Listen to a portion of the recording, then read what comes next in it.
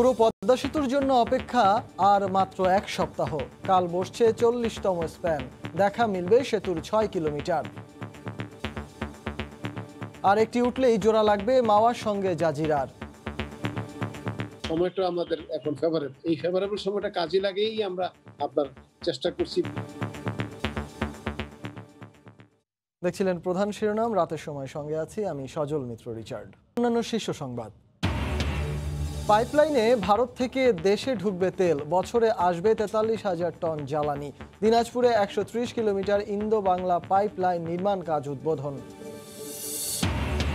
প্রতি কিলোমিটার সড়ক নির্মাণে বাংলাদেশের খরচ বিশ্বের সর্বোচ্চ। দফায় দফায় বেড়েছে প্রায় অর্ধেক প্রকল্পেরই ব্যয়। দুর্নীতি ও অপচয়ই কারণ বলছেন বিশেষজ্ঞরা। শনিবার থেকে দেশের 10 জেলায় শুরু করোনার অ্যান্টিজেন টেস্ট। ভারতের নিজস্ব ভ্যাকসিনের চূড়ান্ত ট্রায়াল শুরু। কলকাতায় নিলেন মেয়র ফিরহাদ হাকিম। এবং বসনিয়ার জঙ্গলে তীব্র শীতে মানবেতর জীবনযাপন করছে কয়েকশো বাংলাদেশি। ইউরোপে ঢোকার চেষ্টায় ক্রোয়েশিয়া সীমান্তে অবস্থান, পাচ্ছে না খাবার।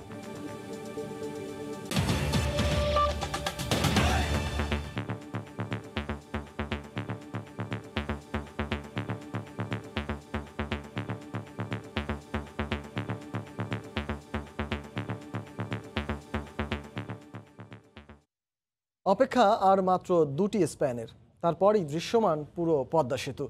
সে অপেক্ষার অবসান ঘটাতে কাল বসছে 40তম স্প্যান। মাঝ নদীতে 11 ও 12 নম্বর পিলারে স্প্যান বসানোর মাধ্যমে দৃশ্যমান হবে পুরো 6 কিলোমিটার সেতু। বাকি স্প্যানটি বসবে আগামী সপ্তাহে। এহসান জুয়েলের রিপোর্ট আর ছবি তুলেছেন সাইফুল ইসলাম। স্বপ্ন জোড়া লাগার অপেক্ষা। মধ্যখানের দূরত্ব মাত্র 300 মিটার। মাওয়া প্রান্তে 10টি আর জাজিরা প্রান্তের 29টি স্প্যান মিলে দৃশ্যমান আছে 39 স্প্যান। সেইখানে বাকি আছে যে 2টি, চলতি মাসেই বসবে তা। তারপর নদীর এপার ওপার জুড়ে এক সুতোয় বেঁধে ফেলা হবে পুরো পদ্মা সেতু। দৃশ্যমান হবে 6.15 কিলোমিটার। সেতুর ইতিহাসে সবচেয়ে বেশি স্প্যান বসেছে গত 2 মাস অক্টোবর ও নভেম্বরে। প্রতি মাসে রেকর্ড 4টি করে বসেছে 8টি স্প্যান। মাওয়া প্রান্তে যেখানে মাত্র 2টি স্প্যান ছিল, সেখানে এখন পুরো 10টি স্প্যানে দৃশ্যমান 1.5 কিলোমিটার সেতু। পাড়ের সাথে সেতুর মিলন ঘটেছে। এখন 2 প্রান্ত মিলবে এই 2টি স্প্যান বসানো হলে। পরিকল্পনা অনুযায়ী একটি স্প্যান বসছে মাসের প্রথম শুক্রবারে। গত 27শে নভেম্বর সবশেষ যে স্প্যানটি বসেছে তার পাশেই 11 ও 12 নম্বর পিলারে বসানো হবে নতুন স্প্যান। তবে এই স্প্যানটি বসাতে কারিগরি কিছু কাজ আগে সেরে রাখার উদ্দেশ্যে একদিন আগেই বৃহস্পতিবার এটিকে পিলারের কাছে নিয়ে গিয়ে রাখার পরিকল্পনা নেওয়া হয়।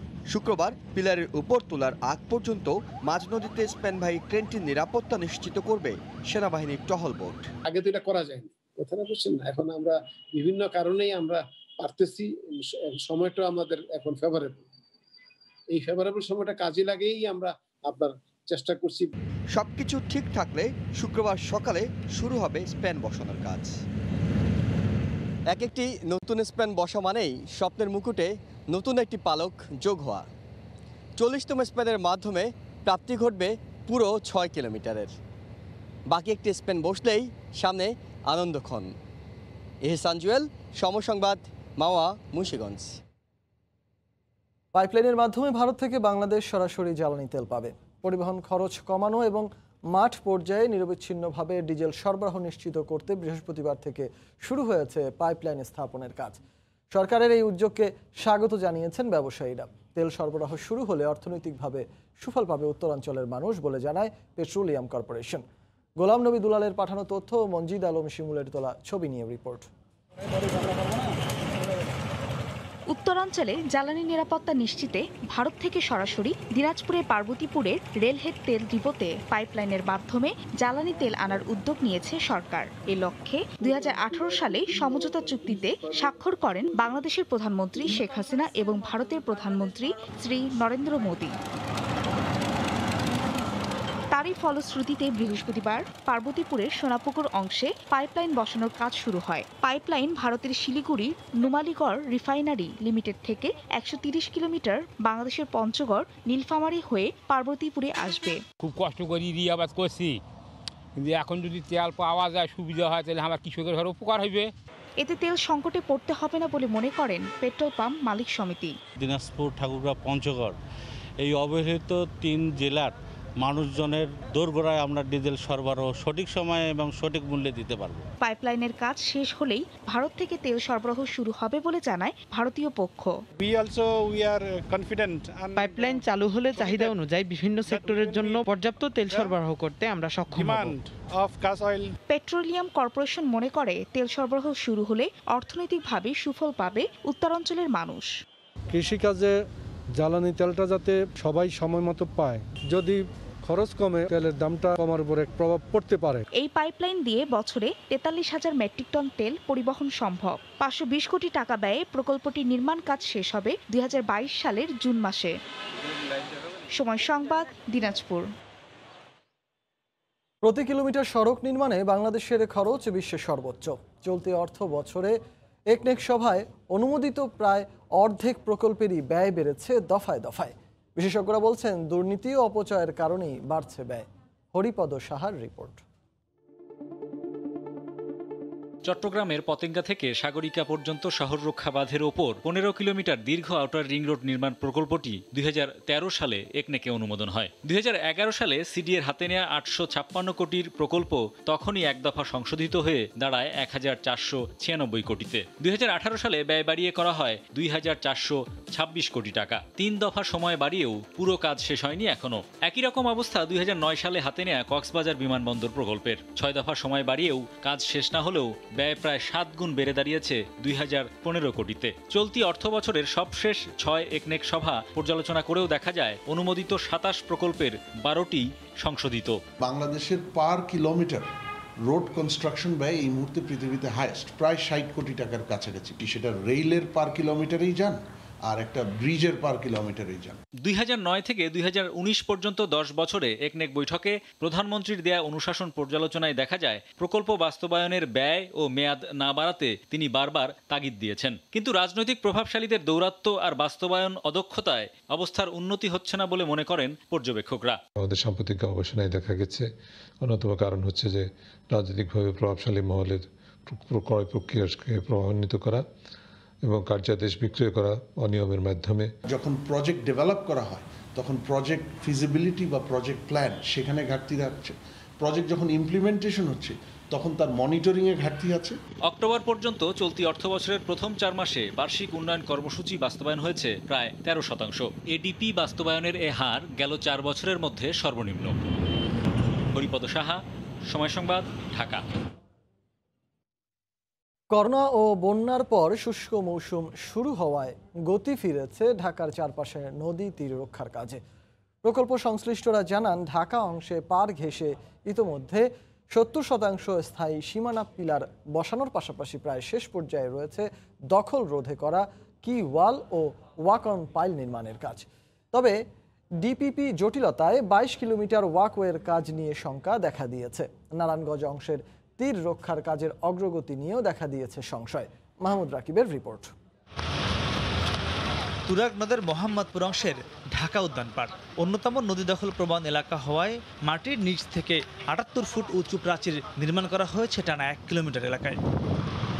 ঠিক এর দুই পাশে টানা 3 কিলোমিটার নদী পাড় জুড়ে করা হচ্ছে ওয়াক অন পাইল। কিওয়ালটা এত বেশি পক্ত করে তৈরি করা হয়েছে, আগামী 100 বছরের মধ্যে যদি কেউ নদী ভরাট করতে চায় অথবা কেউ মাটি কেটে নিয়ে যেতে চায় তাহলে এই কিওয়ালটার প্রয়োজন পড়বে। বিএডব্লিউটি বলছে ঢাকা অংশের 5,500 সীমানা পিলারের মধ্যে ইতিমধ্যে 2,500 নির্মাণ শেষ হলেও এগোয়নি 6টি আরসিসি জেটির কাজ। সিটি কর্পোরেশনের নিরুৎসাহের কারণে ইকো পার্ক 6টি থেকে কমিয়ে আনা হয়েছে মাত্র 1টিতে। আর নানা জটিলতায় নারায়ণগঞ্জ অংশে এখনও শেষ হয়নি প্রাথমিক কাজও। নারায়ণগঞ্জে এখন 25% কাজ হয়েছে, আরও সময় লাগবে। নারায়ণগঞ্জের জন্যই হয়তো আমরা একটু বেশি সময় লাগতে পারে। 15টি টেন্ডার করেছি, 30 কিলোমিটার ওয়াকওয়ে, ব্যাংক প্রোটেকশন। বাকি যে 22 কিলোমিটার থাকলো সেই 22 কিলোমিটারের টেন্ডারটা আমরা করতে পারছি না, কারণ আমাদের ডিপিপিটা রিকাস্ট করতে হয়েছে। নৌ প্রতিমন্ত্রী জানান নদী রক্ষার এবারের এ কাজে কেউ চূড়ান্ত বাধা দিয়ে পার পাবে না। যে স্বপ্নটা মানুষ দেখছে ঢাকার চারপাশের নদীগুলোকে ঘিরে, আমরা এই প্রকল্প বাস্তবায়ন করে তাদের স্বপ্ন যে জায়গাটা আমরা নিতে পারি। সংশ্লিষ্টরা মনে করছেন এই শীত মৌসুমে কাজের গতি যদি দ্বিগুণ আকারে বাড়ানো না যায় তাহলে নির্দিষ্ট সময় 2022-এর জুনের মধ্যে ঢাকার চারপাশের নদী রক্ষা প্রকল্পের কাজ শেষ করা নিয়ে শঙ্কা তৈরি হতে পারে। মাহমুদ রাকিব, সময় সংবাদ, ঢাকা। অনুমোদনের 2 মাস পর অবশেষে করোনা নির্ণয়ে দেশে র্যাপিড টেস্ট শুরু হচ্ছে শনিবার থেকে। প্রাথমিকভাবে 10টি জেলায় শুরু হচ্ছে এই কার্যক্রম। যেসব এলাকায় পিসিআর টেস্টের ব্যবস্থা নেই সেই এলাকায় পাঠানো হবে র্যাপিড টেস্ট কিট। এরই মধ্যে 1 লাখ কিট আনা হয়েছে, শিগগিরই আসছে আরও 1 লাখ। করোনার সঙ্গে প্রায় 9 মাস কাটিয়ে দেওয়ার পর এখনও শনাক্তে একমাত্র নির্ভর করতে হচ্ছে পিসিআর টেস্টে। ল্যাবের সংখ্যা 1 থেকে 100 হলেও বিশেষজ্ঞরা বরাবরই বলে আসছেন প্রয়োজনের তুলনায় তা কম। সেক্ষেত্রে র্যাপিড টেস্টেরই তাগিদ দিচ্ছিলেন তারা। এ বিষয়ে সিদ্ধান্তে নেয়ারও প্রায় 2 মাস পর অবশেষে র্যাপিড টেস্ট শুরু করছে সরকার। প্রথম দিকে জেলা শহরগুলোতে পাঠানো হবে কিট। পিসিআর টেস্ট নেই এমন 10টি জেলায় এরই মধ্যে পৌঁছে গেছে কিট। শরীর থেকে রক্ত নিয়ে কিটের মাধ্যমে তা থেকে প্লাজমা আলাদা করে ভাইরাস টেস্ট করাকে অ্যান্টিজেন টেস্ট বলে। এরই মধ্যে কার্যক্রমের দক্ষতা বাড়াতে দেয়া হয়েছে প্রশিক্ষণ। কিছু কিট আমরা পেয়েও গেছি, আর কিছু কিট আসছে। আমরা যে কোনো মুহূর্তে অ্যান্টিজেন টেস্ট শুরু করতে পারবো। কেন্দ্রীয় ঔষধাগারের মাধ্যমে এরই মধ্যে কেনা হয়েছে 2 লাখ কিট, যার অর্ধেক বিতরণ হয়েছে, বাকিটা আসছে সপ্তাহে। তাছাড়া দাতা সংস্থার অনুদানেও মিলবে বেশ কিছু কিট, তাই সংকটের শঙ্কা নেই। আরও 1 লাখ খুব সহসাই যুক্ত হচ্ছে, 2 লাখ। তারপরের প্রক্রিয়া চলমান আছে, কেনার প্রক্রিয়া চলমান আছে। মানে কখনো সরবরাহর যে লাইন বা সাপ্লাই চেইন এটি বিঘ্নিত হবে না। এই টেস্টের মাধ্যমে 15 মিনিটেই মিলবে করোনা পরীক্ষার ফল, যা 70% বেশি সঠিক ফলাফল দেয়। করোনার মহামারীতে একসঙ্গে অনেক বেশি মানুষের পরীক্ষার আওতায় আনতে বিশ্বের অনেক দেশেই এই পদ্ধতি চালু রয়েছে। রাশেদ লিমন, সময় সংবাদ, ঢাকা। স্বাস্থ্য অধিদপ্তর জানিয়েছে বৃহস্পতিবার দুপুর পর্যন্ত সবশেষ 24 ঘন্টায় করোনায় মারা গেছেন 35 জন। এ নিয়ে দেশে মৃতের সংখ্যা বেড়ে দাঁড়ালো 6,748 জনে। এছাড়া শনাক্ত হয়েছেন 2,316 জন। গত 24 ঘন্টায় কোভিড-19-এর নমুনা পরীক্ষা করা হয়েছে 16,807 জনের। এই পর্যন্ত মোট নমুনা পরীক্ষা করা হয়েছে 28,20,981 জনের। 24 ঘন্টায় নতুন শনাক্ত হয়েছেন 2,316 জন। এ নিয়ে দেশে মোট শনাক্তের সংখ্যা 4,71,739 জন। 24 ঘন্টায় মারা গেছেন 35 জন। এ পর্যন্ত করোনা আক্রান্ত হয়ে মারা গেলেন 6,748 জন। করোনা থেকে 24 ঘন্টা সুস্থ হয়েছেন 2,593 জন। এ পর্যন্ত সুস্থ হয়েছেন 3,88,379 জন। ব্রিটেন রাশিয়া করোনা ভ্যাকসিনের অনুমোদন দেওয়ার পর এবার ভারতের নিজস্ব ভ্যাকসিনের চূড়ান্ত ট্রায়াল শুরু হয়েছে। কলকাতায় নগর মেয়র ফিরহাদ হাকিম প্রথম ব্যক্তি হিসেবে এই ভ্যাকসিন নিয়েছেন। ভারতে বায়োটেক, সিরাম, ICMR সহ 7টি সংস্থার 4টি ভ্যাকসিন এই মুহূর্তে চূড়ান্ত ট্রায়ালে রয়েছে। আরও জানাচ্ছেন সুব্রত আচার্য। অবশেষে ভারত বায়োটেকের উদ্ভাবিত করোনার টিকা কোভ্যাক্সিনের তৃতীয় ও চূড়ান্ত পর্যায়ের ট্রায়াল শুরু হয়েছে। ভারতের 6টি বড় শহর ছাড়াও দেশটির বিভিন্ন রাজ্যের জনবহুল জেলা ও থানা পর্যায়ে চলছে এই ট্রায়াল কার্যক্রম। এরই ধারাবাহিকতায় পশ্চিমবঙ্গের রাজধানী কলকাতা সহ রাজ্যটির 24টি জায়গায় একযোগে চলছে টিকা কার্যক্রম। কলকাতায় প্রথম ব্যক্তি হিসেবে এই টিকা নিয়েছেন নগর মেয়র ফিরহাদ হাকিম। এর আগে বুধবার বিকেলে এই কার্যক্রমের উদ্বোধন করেন রাজ্যপাল জগদীপ ধনকর। जनता का लिए वैक्सीन निकलेगा उस दिन हमारा आज का जो है आज हमारा सक्सेस है उस दिन सक्सेस। ভারতের তৈরি 4টি ভ্যাকসিনের মধ্যে কোভ্যাক্সিনের অগ্রগতি সবচেয়ে বেশি। এখনো পর্যন্ত এই ভ্যাকসিনটি 60% কার্যকর বলে দাবি করা হচ্ছে। অন্যদিকে ভারতের ঔষধ নিয়ন্ত্রণকারী সংস্থা ICMR জানিয়েছে খুব বেশি প্রয়োজন না হলে সবার এই ভ্যাকসিন নেয়ার দরকার পড়বে না। সুব্রত আচার্য, সময় সংবাদ, পশ্চিমবঙ্গ, ভারত। করোনার টিকা বাজারে আসছে, এই সুখবরের মধ্যেই নকল টিকার ব্যাপারে সতর্ক করল ইন্টারপোল। সংস্থাটির আশঙ্কা করোনা ভাইরাস প্রতিরোধী টিকা সরবরাহে বাধা দিতে তৎপর হয়ে উঠেছে দুর্বৃত্তদের নেটওয়ার্ক। তথ্য হাতিয়ে নিতে ওত পেতে আছে হ্যাকাররাও। এজন্য বিশ্বের 194 সদস্য দেশে গ্লোবাল অ্যালার্ট জারি করেছে ইন্টারপোল। বিশ্বে করোনা মহামারী দেখা দেওয়ার পর থেকেই ভ্যাকসিন বের করতে তৎপর হয়ে ওঠে বিভিন্ন দেশ। শুরু হয় গবেষণা। স্মরণকালের কম সময়ের মধ্যে বুধবার প্রথম দেশ হিসেবে ভ্যাকসিন প্রয়োগে অনুমোদন। ভ্যাকসিন নিয়ে যখন নানামুখী আশার আলো, ঠিক সে সময় সংঘবদ্ধ অপরাধী চক্রের নিশানা হয়ে উঠেছে এটি, যা নিয়ে সতর্ক করেছে আন্তর্জাতিক পুলিশ সংস্থা ইন্টারপোল। সংস্থাটি বলছে বাজারে নকল টিকা বিক্রি শুরু হতে পারে। সংস্থাটির মহাসচিব জুর্গেন স্টক বলেন, বিশ্বের বিভিন্ন দেশের সরকার যেমন প্রস্তুতি নিচ্ছে, ঠিক তেমনি অপরাধীরাও প্রস্তুতি নিয়েছে। বিভিন্ন দেশের হ্যাকাররাও ভ্যাকসিন সংক্রান্ত তথ্য হাতিয়ে নিতে কার্যক্রম চালাচ্ছে। এজন্য ইন্টারপোল তাদের 194টি সদস্য রাষ্ট্রের জন্য বৈশ্বিক সতর্কতা জারি করেছে। এদিকে আগামী সপ্তাহ থেকে ব্রিটেনে টিকাদান কর্মসূচির উদ্যোগকে সাধুবাদ জানিয়েছে বিশ্ব স্বাস্থ্য সংস্থা। ব্রিটিশ প্রধানমন্ত্রী বরিস জনসনের আশাবাদ, ভ্যাকসিন গ্রহণ করে মানুষ কাজে মন দেবে। -70 ডিগ্রি তাপমাত্রায় রাখতে হবে এই ভ্যাকসিনকে। 3 সপ্তাহের মধ্যে প্রতিজন 2টি করে ভ্যাকসিন নেবেন, তাই এটি সংরক্ষণই মূল চ্যালেঞ্জ আমাদের। ওষুধ নির্মাতা প্রতিষ্ঠান ফাইজারের আশাবাদ, 2021 সালের মধ্যে বিশ্বের অধিকাংশ মানুষের জন্যই ভ্যাকসিন নিয়ে আসতে পারবে তারা। সৈয়দ ইফতেখার, সময় সংবাদ। দিনের পর দিন হাড় ভাঙা খাটুনি, তবু নেই শ্রমের কোনো মূল্য কিংবা সামাজিক বা রাষ্ট্রীয় স্বীকৃতি। অথচ মজুরিবিহীন গৃহস্থালী কাজের মাধ্যমে পরিবার, সমাজ ও রাষ্ট্রে গুরুত্বপূর্ণ অবদান রেখে চলেছেন নারী। বিশেষজ্ঞরা মনে করেন, এসব কাজের আর্থিক মূল্য নির্ধারণ ও স্বীকৃতি দেয়া হলে অর্থনীতিতে নারীর অবদানের প্রকৃত চিত্র উঠে আসার পাশাপাশি প্রতিষ্ঠা পাবে নারীর অধিকার। রাশেদ বাপ্পির রিপোর্ট আর ছবি তুলেছেন মিজানুর রহমান মিন্টু।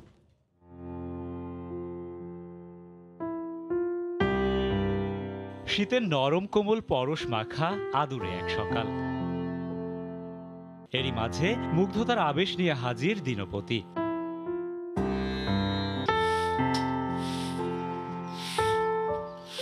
ভোরের আলোক ছটায় ছটফটানো হাঁস মুরগির ঘর খুলে শুরু হলো শাহানা বেগমের সকাল। হাঁস মুরগিকে খাবার দেয়া, গোয়াল ঘর পরিষ্কার, সকালের নাস্তা তৈরি, এমনি ভাবে কাটে সকাল, আসে দুপুর। কোথাও নেই এক মুহূর্ত দম ফেলার ফুসরত। মহিলার তো কাজের কোনো শেষ নেই।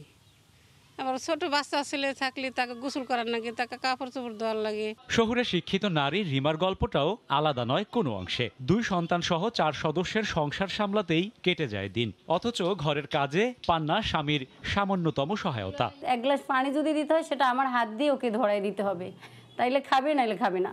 সে 1 গ্লাস পানি ঢেলে দিলে আমার কাছে ভালো লাগে। খাটানো না, জাস্ট তার থেকে আমার ভালোবাসা আদায় করে নেওয়া। তবে এত সব হতাশার মাঝে আশার আলো জ্বেলেছে উত্তরের জেলা গাইবান্ধা। এখানে ঘরের কাজে নারীর পাশাপাশি সিদ্ধহস্ত পুরুষ, নেই কোনো সংকোচ। মাটির কাজে যায়, আমি বাড়ির টুকটাক কাজগুলো করি। তবে সংসারে উৎপাদিত পণ্য বা সেবার আর্থিক মূল্যায়ন না থাকায় মোট দেশজ উৎপাদন বা জিডিপিতে নারীর অবদানের পূর্ণাঙ্গ চিত্র উঠে আসছে না। একটা মানুষের যদি আক্কেল, জ্ঞান, বুদ্ধি, বিবেচনা থাকে, সে যখন দেখবে তার পাশের মানুষটা এতগুলো কাজ করছে, সে কি একটু হাত বাড়াতে পারে না? আর্থিক মূল্যায়ন হতে পারে এটা যদি আমাদের দেশজ আয়ে গণনা করা হতো। পরিবার পৃথিবীর প্রাচীনতম প্রতিষ্ঠান, যেখানে নারী পুরুষের সম্মিলিত বসবাস। তবে কেন ঘরের কাজের দায় শুধু নারীকেই নিতে হবে? বরং এই কাজগুলোর দায় বিশেষ কোনো লিঙ্গের উপর না চাপালে একদিকে যেমন নারীর আত্মমর্যাদা বাড়ে, তেমনি তৈরি হয় নেতৃত্ব বিকাশের গুণাবলী। রাশেদ বাপ্পি, সময় সংবাদ। দেখছেন রাতের সময়। বাংলাদেশের বিশেষ অর্থনৈতিক অঞ্চলে বিনিয়োগ বান্ধব পরিস্থিতি কাজে লাগিয়ে আরও বেশি বিনিয়োগ বাড়াতে সুইডেন ও স্পেনের প্রতি আহ্বান জানিয়েছেন প্রধানমন্ত্রী শেখ হাসিনা। সকালে দেশ দুটির রাষ্ট্রদূতরা তার সঙ্গে সৌজন্য সাক্ষাৎ করতে গেলে এ আহ্বান জানান প্রধানমন্ত্রী। বাংলাদেশের হাইটেক শিল্পে বিনিয়োগের জন্য স্পেনের প্রতি আহ্বান জানান প্রধানমন্ত্রী। তিনি বলেন, বাংলাদেশে বিনিয়োগ বান্ধব পরিস্থিতি তৈরি হয়েছে। স্প্যানিশ দূত প্রধানমন্ত্রীকে জানান, বাংলাদেশের রেলওয়ে ও অবকাঠামো নির্মাণ খাতে সহায়তা দিতে চায় দেশটি। পরে প্রধানমন্ত্রীর সঙ্গে সাক্ষাৎ করেন সুইডেনের রাষ্ট্রদূত ফ্রান্সিসকো ডি অ্যাসিস বেনিতেজ সালাস। করোনা মহামারীতে বাংলাদেশের তৈরি পোশাক খাতের রপ্তানি আদেশ বাতিল না করায় সুইডেন সরকারকে ধন্যবাদ জানান প্রধানমন্ত্রী। এছাড়া এদিন প্রধানমন্ত্রীর সঙ্গে সৌজন্য সাক্ষাৎ করেছেন ঢাকায় নিযুক্ত পাকিস্তানের হাই কমিশনার ইমরান আহমেদ সিদ্দিকী। এ সময় 1971 সালে পাকিস্তানের নৃশংসতা বাংলাদেশের মানুষ কখনো ভুলে যাবে না জানিয়ে শেখ হাসিনা বলেন, তাদের অপরাধ ক্ষমার অযোগ্য।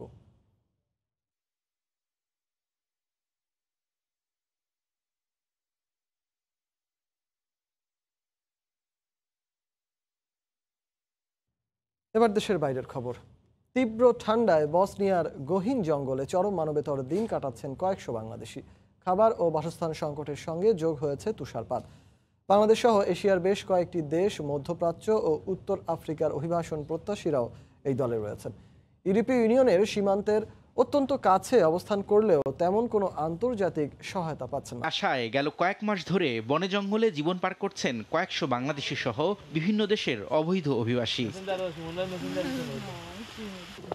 ইউরোপে ঢোকার চেষ্টায় ক্রোয়েশিয়া সীমান্তে প্লাস্টিকের খুপড়িতে অবস্থান করছেন। তাদের দিন কাটছে অর্ধাহারে অনাহারে। তবে শীত বাড়ার সাথে সাথে বেড়েছে দুর্ভোগ। তুষারপাত শুরু হয় এখন বেঁচে থাকাই যেন দায়। পাচ্ছেন না আন্তর্জাতিক সহায়তাও। Situation very bad.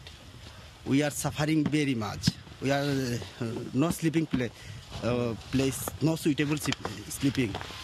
We are every day suffering. Cool weather, that's why people go camp and otherwise, but Mirar camp is not available for everyone. 1990 সালের যুদ্ধের পর থেকেই অবৈধভাবে ইউরোপে ঢোকার জন্য বসনিয়াকে রুট হিসেবে ব্যবহার করে থাকেন অভিবাসীরা। মাঝখানে বন্ধ থাকলেও সাম্প্রতিক সময়ে বসনিয়া থেকে ক্রোয়েশিয়া সীমান্ত দিয়ে ইউরোপে যেতে অভিবাসীদের ঢল বেড়েছে। রবিউল ইসলাম আওলাদ, সময় সংবাদ।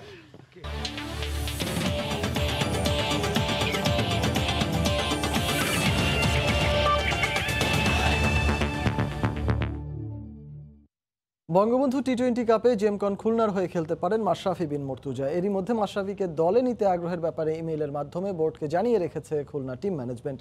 জানিয়েছেন খুলনা ম্যানেজার নাফিস ইকবাল। নড়াইল এক্সপ্রেসকে নিতে আবেদন করেছে ফরচুন বরিশালও। তবে সবকিছু নির্ভর করছে ম্যাচের পুরোপুরি ফিট হওয়ার উপর। সোনার চামচ বাঁকাও ভালো, প্রবাদ বাক্যটা খাপে খাপ মিলে গেছে মাশরাফি বিন মুর্তজার ক্ষেত্রে। এখনও ইনজুরি কাটিয়ে পুরোপুরি ফিটও হয়ে ওঠেননি। কেবল একটা দিন ম্যাচ দেখা দিয়েছিলেন মিরপুরের একাডেমি মাঠে। তাতেই ছাইচাপা আগুনের মতো জ্বলে উঠেছে বঙ্গবন্ধু টি-20 কাপে মাশরাফির খেলার বিষয়টি।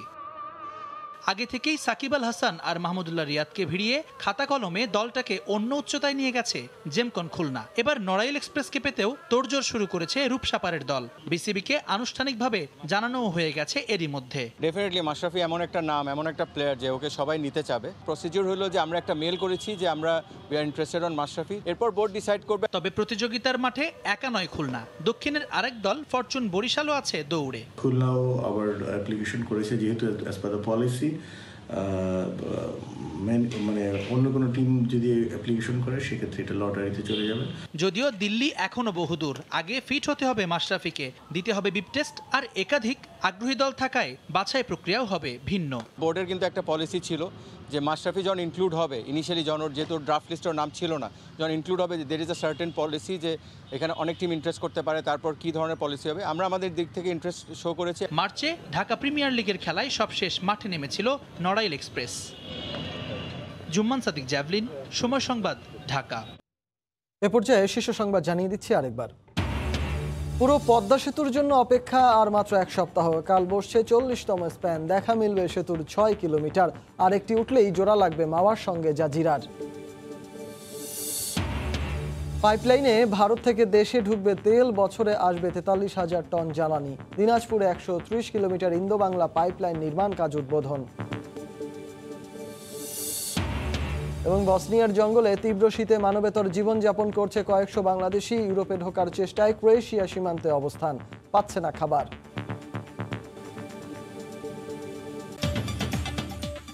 এই ছিল রাতের সময়ে, আর সঙ্গে থাকুন সময়ের।